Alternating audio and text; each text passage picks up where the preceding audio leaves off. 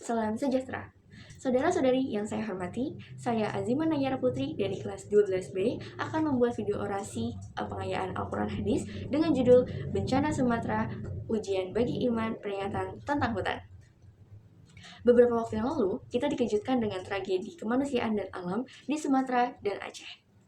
Banjir bandang dan tanah longsor telah merenggut ratusan jiwa, meluluh lantakan desa, dan menyebabkan kerugian triliunan rupiah. Ini bukan sekedar berita, ini adalah ujian besar bagi bangsa kita. Dan saya mengajak kita semua untuk melihatnya lebih dalam lagi. Mengapa bencana ini begitu masif? Dan bagaimana Islam mengajarkan kita merespon cobaan ini? Bencana alam sebagai ujian dan peringatan. Pertama, kritik fenomena. Kombinasi kelalaian manusia terhadap lingkungan. Para ahli sepakat, tingkat kerusakan yang masif di Sumatera dan Aceh bukanlah murni takdir.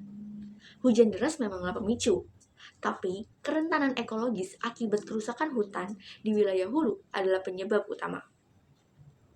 Logging ilegal, pertambangan, dan alih fungsi lahan yang telah menelanjangi hutan, menghilangkan daya serap air, dan mengubah gunung menjadi longsoran lumpur mematikan. Ini adalah fenomena yang sangat jelas melanggar prinsip penjagaan alam. Kita telah merusak bumi dan bumi membalasnya.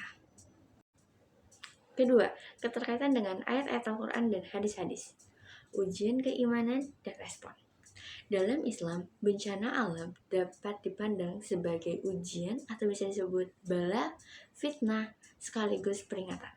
Allah Subhanahu wa Ta'ala berfirman dalam Quran Surat Al-Baqarah ayat 155 yang berbunyi A'udzubillahi minasyaitonirrajim Bismillahirrahmanirrahim. وَلَنَبْلُوَنَّكُمْ بِشَيْءٍ مِّنَ الْخَوْفِ وَالْجُوعِ وَنَقْصٍ مِّنَ الْأَمْوَالِ وَالْأَنفُسِ وَالثَّمَرَاتِ وَبَشِّرِ الصَّابِرِينَ.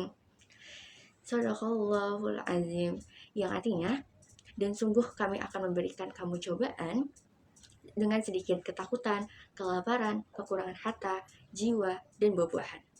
Dan berikanlah kabar gembira kepada orang-orang yang sabar. Bencana di Sumatera dan Aceh adalah bukti nyata dari kekurangan harta dan kehilangan jiwa.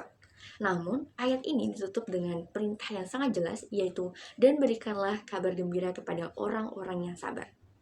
Tapi, bagaimana cara kita menunjukkan kesabaran saat menghadapi cobaan?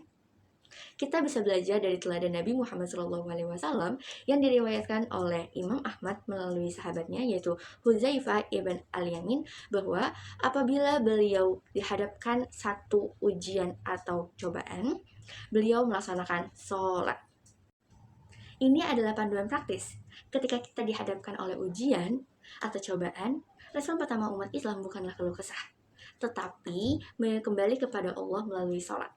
Sholat adalah sumber kekuatan, ketenangan, sarana memohon pertolongan agar kita bisa melewati ujian dengan penuh kesabaran. Sholat adalah bukti keimanan dan kepasrahan kita di tengah dahsyatnya bencana. Mari kita jadikan tragedi ini sebagai momentum untuk dua hal. Yang pertama, kembali kepada Allah sebagai bentuk kesabaran dan permohonan pertolongan sebagaimana dicontohkan oleh Rasulullah SAW saat menghadapi kesulitan. Yang kedua, koreksi lingkungan. Bencana ini juga memperingatkan kita bahwa kita gagal dalam menjaga amanah lingkungan. Kita harus menghentikan kerusakan lingkungan, pemerintah harus tegas, dan masyarakat harus mengubah kebiasaan.